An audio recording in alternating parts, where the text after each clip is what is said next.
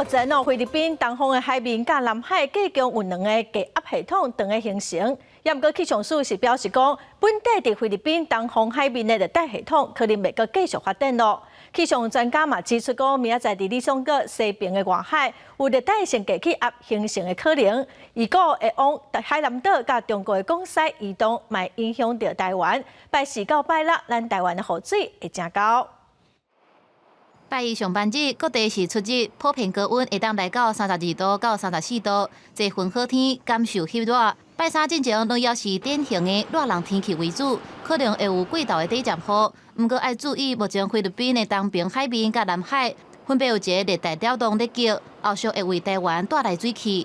在菲律宾东方海面上，这个热带系统，因为它的垂直风切是比较大的，所以这个系统它其实发展的情形算是相当的有限甚至不排除是会有逐渐消散的一个情形。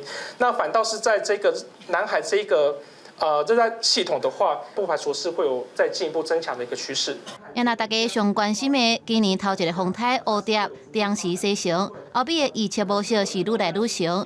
气象专家贾新兴是研判讲。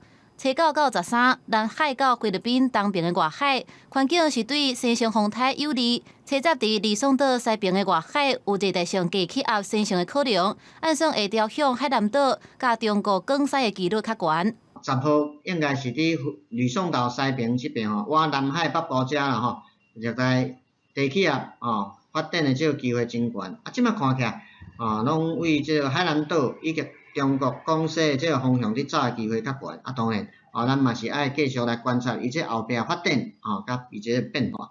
安怎发展当时的西成风台，目前要讲犹原尚早，存在的变数，气象署认为讲爱看后续的条件来决定。不过确定的是，拜4到拜6受到热带性低气压外围分系影响，中南部会有阵雨或者是雷公雨，北台湾也有几道的雷公雨，各地降雨几率真悬。公司新闻采访报道。